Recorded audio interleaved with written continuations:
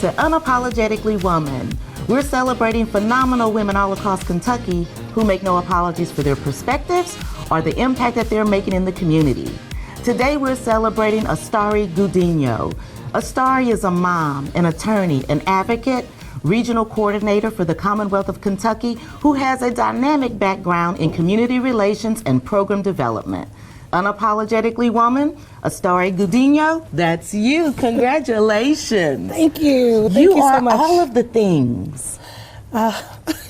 You are all of the things. Was there something when you were growing up that, because we're going to talk about everything that you do, but was there something that inspired you to get involved and do all of the things that you're doing?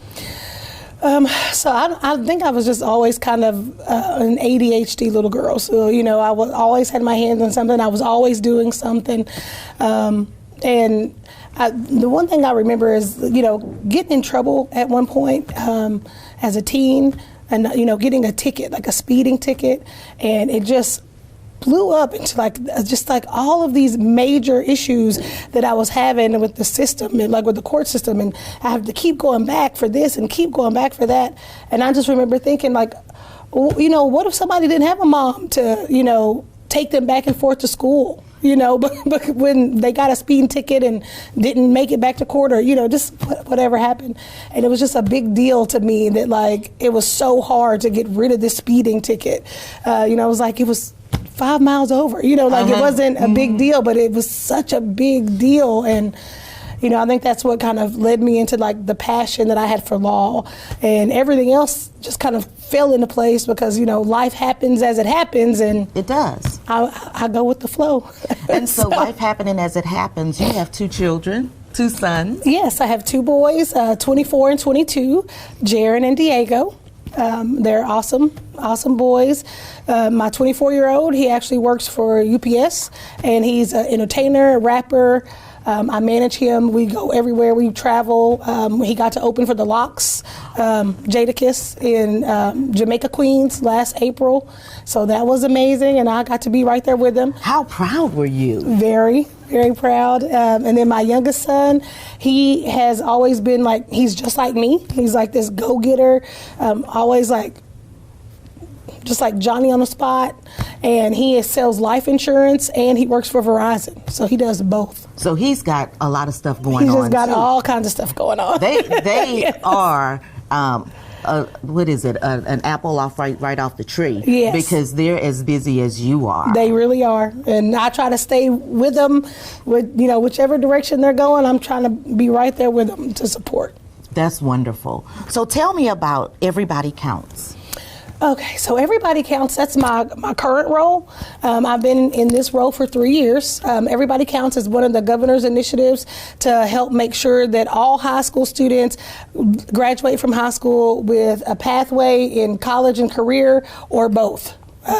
We're boots on the ground. We have coaches in schools. They don't work for the school system, but they are placed in the school system, they have an office in the building. They work with the students one-on-one, helping them build the pathway. They work side by side with counselors, with teachers, whoever else the point of contact might be for a specific student, and they work with them and make sure that when they graduate, they are post-secondary ready, they're college or career ready, whichever one they chose, or both. That's what I was going to ask you. Is it just gearing them toward college or gearing them toward a career as well? Oh, no, both. We try to work very individually with each student. There's a lot of programs, and they have the curriculum, and all of the students go through that curriculum. We have more guidelines that follow 4 pillars, and once we have hit all those 4 pillars, it's the student's decision, right? So we ask them, are you looking to go to college right away? Do you want to do both? Do you want to just find a career? Some students are eager. You know, kids these days, their lives are a little different than what I remember my life being. You know, we have some very adult high school students who are living very adult lives at home, and they don't want to go to college right away. They want to go to work, and they want to help the family, or they want to help themselves. They want to move faster, savings. And so we have programs where we send them through like money management programs. We'll send them through skill building programs. We have different partnerships with different businesses so that we can get them out the door and into an apprenticeship so that they're making a living wage right away and not just having to stay at the job that they already have as a high school student. Well, you know, sometimes I think that we're asking high school students a whole lot to think about what they want to do for the rest of their lives, you know, when you're in high school. Yep. And so do you guys ever get with students that change their minds where they said, oh, this is, at one point they said they wanted to do something and then found out, oh, that's not, I don't want to do that? Oh yeah, that's every day, and that's honestly why we feel like it's such a great model to actually have a coach. We call them coaches, college and career coaches, in the school every day, because we have some students that will come in and they're going to be a doctor. They know what they're going to be. They've done the work. They've done the research, and then we say, well, what kind of doctor? You know, do you want to work in the ER? Do you want to be what do you want to specialize in? And then they're like, oh. You know, and they realize there's these multiple facets to this one dream. So you get to kind of walk them through this for the entire 8-9 months that they're in school. You're walking them through this, and a lot of times by the time they get to the end, they don't want to have anything to do with the medical field. Well, I could see how that could happen. Yeah, they're not as interested in it as they thought. We even have these VR headsets, and so we take them into the 3D world where they can actually put on these headsets, and we'll send them into an operating room. Well, guess what? When they hit that artery or that nerve and the blood, you know, and they realize they don't like that. And it's like, this is real life. This is going to happen. I always knew I would never be in the medical field. You do not want me to take out, you know, there's a lot of things I can do for you. I can help you start a business. I can help you. I can make all your phone calls for you. I can do anything you want me to do. But if you have a blister or a splinter or anything like that, we got to call. That's not your call. No, I have a friend for that. We call Auntie Therese for that. Like, they know, you know, I'm not going to do that. So a lot of times that really is helpful for the student, because they're like, oh yeah, I don't like that at all. I don't want to have to do that. I don't want to work 12-hour shifts. I don't want to have to do PRN. I don't, you know, there's all these different things that they don't even know about. Right.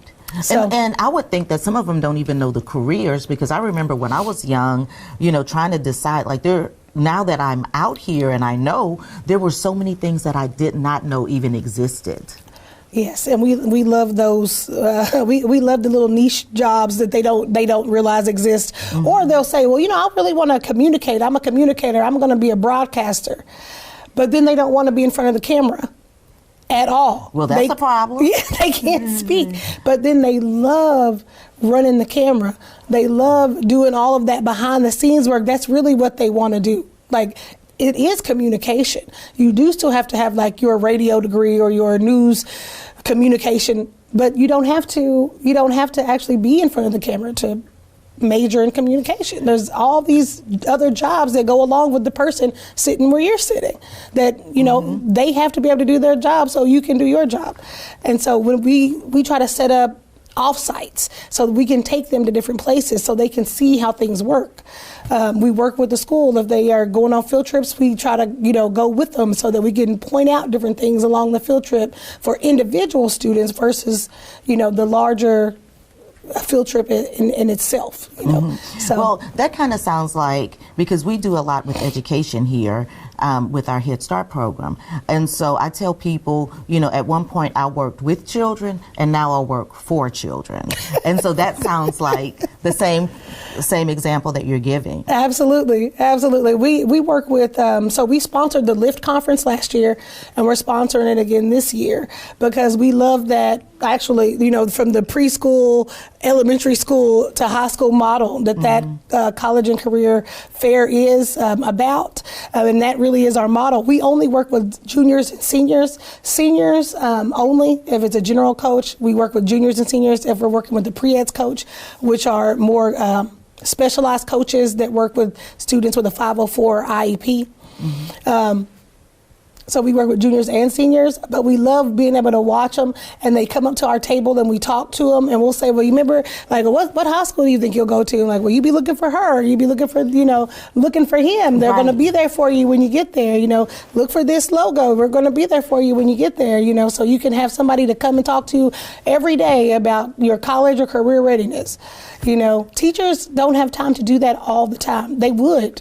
If they could, they would. They just don't have. But they don't have the time when you think about everything that's expected of them. No, and this student might have a teacher for 1 hour a day, and that might be their favorite teacher, but they can only get back to them during planning.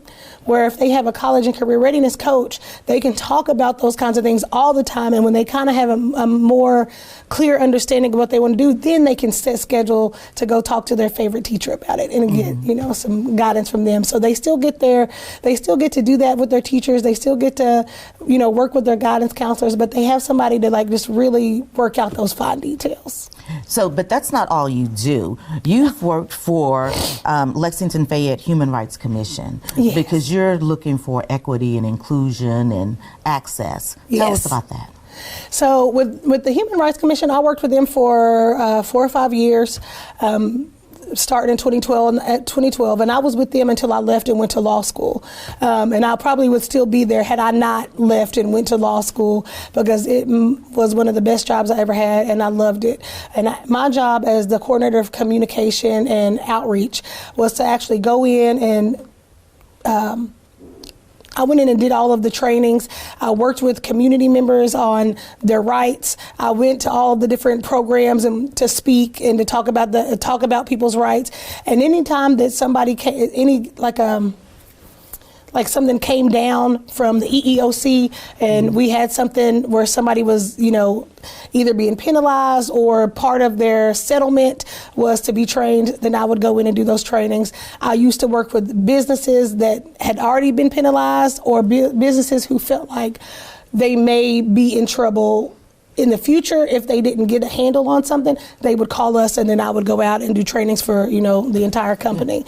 So I've trained probably 75 different companies in Lexington, Georgetown, and Franklin County. I won't call anybody by name. I don't, want to do that. But it was always amazing. And we had even had some companies like nonprofits that would just call because they wanted some of the sober living homes that would want us to come out and do these trainings on housing and sex discrimination, and just kind of go through all of those different federal laws so that their clients would kind of know where they stood and what rights they had as they were leaving their sober living home or their halfway house and were going back out into the world with a little bit more knowledge and a little leg to stand on if they were discriminated against. But that's not your only interest. Somehow you are able to bring art into all of this.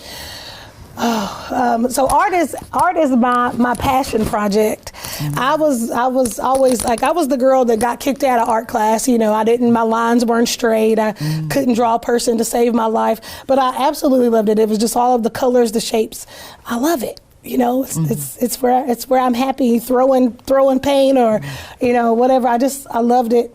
And when I got into law school, I realized that I was far more ADHD than I ever knew as a child, because you have to read so much. There's so much reading, and I thought, oh goodness, I'm never going to make it. I'm not going to make it because it wasn't fun for me, as much fun for me in school as I thought it would be. And so one day I woke up and thought, I'm just going to do art. Anytime I get stressed out, I'm going to, go in my basement, I'm going to create a space, and I'm just going to throw paint. This is what I like to do. I hadn't done it in probably 20 years, but this is what I'm going to do. So I started doing that and realized that I was pretty good at it, much better than I thought. And the more I talked to people about it, there was just this huge interest in art. And there was a lot of people like me who did it, and they were really pretty good at it. But how do you get started? If you're not an artist, people don't know who you are. They're not going to come see a show. So in 2017, I opened Open Spaces Art Gallery, where rookies and pros grow together, show together. And so I would find a pro, And my first pro was Kipto Taru. He's an African artist here in Lexington, very, very popular. And so he was my pro. And then I found 4 rookie artists to come in and that had never shown anywhere to show beside him. Well, of course, his name brought everybody out, but the rookie artists did so well, you know, and they were so proud. And a lot of them have went on to go do much bigger things and, you know, since then. But I did every 6 weeks, I would run a new show with a new pro and more rookies. And it was always awesome to see them together when we would be there to hang art. I would have all of the artists come on one night to hang the art. I think I sent you a picture of that. I don't know if you that picture where there's like little boys with their paintbrushes. Those were my kids and their friends. This was like the very beginning. We would go in and we would hang the art with the pros, and they would talk and laugh. And you know, the pros would always say like it was so good to hang out with new artists who were excited and like still passionate about it, because now it's their job. It's their career. So now they're really serious all the time about it. Mm-hmm. And so for like that one night, they're just like cutting up and, you know, laughing, and it's not as serious. To inspire somebody else. Yes, and the young artists are just in awe of everything that they're able to do. You know, that it's their career, that they don't have another job. Like this is what they do for a living. And so, you know, it was just always a great time. And we did that every 6 weeks until COVID, March of 2021, I think. And COVID did whatever it was going to do and interrupted people. It interrupted, and we were having such a great time. Well, look, we could be sitting here all day, but what I want to do is I want to pitch the last word to you for young girls or young women that are looking at you and thinking, wow, I'd like to do something like that one day. What kind of advice would you give them? Just do it. Just do it. When I first started talking about open the art gallery, everybody was like, "Oh, girl, that's crazy. Like, art is expensive. You know, you don't have that kind of money. You don't have that kind of time." But I was serious about it, and I was passionate about it. Mm-hmm. And I got a $1,000 loan from my father. And you might have a father or a mother that can do that for you, or you'll have a friend. But there's always somebody that believes in you enough to support you. Mm-hmm. And if not, you know, there's so many gig jobs now where you can kind of go out and make it on your own if you have to. And just do it. I mean, $1,000, and we went strong for 4 years. You know, I took that $1,000 and ran it for 4 years. We probably had approximately 35 artists that came through. A handful of them are now still showing art in major shows across the world. Some of them are now Kentucky proud artists. I mean, they're everywhere, mm-hmm. right? And they had never even shown before. So like, just go, accept the invitation, do what you want, you know, and don't worry about who is going to have your back or who's going to support you, because the people that are supposed to be there are going to step up. I'll take my son, for instance.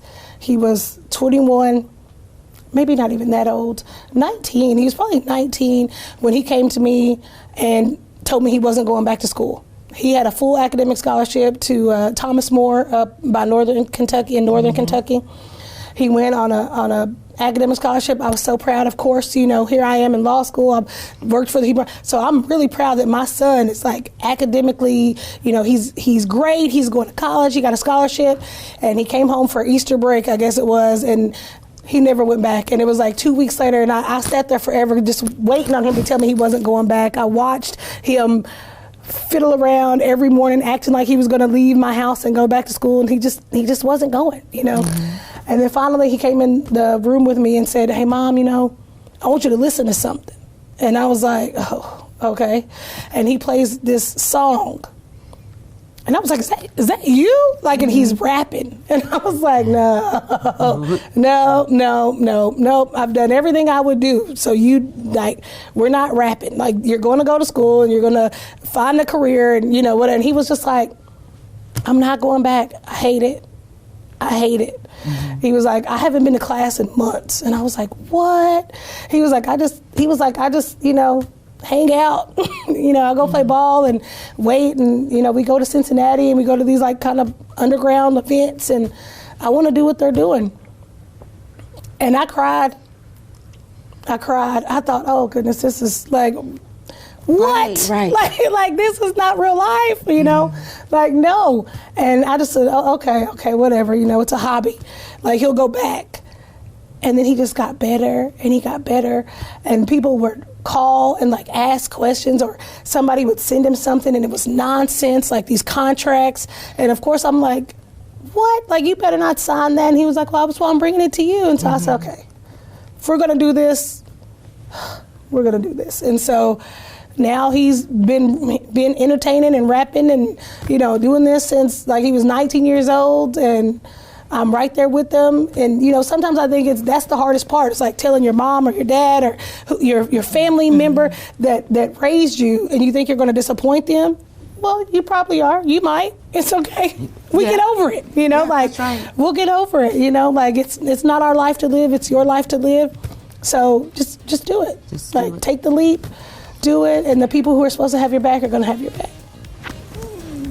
Thank you so much. Yes, ma'am.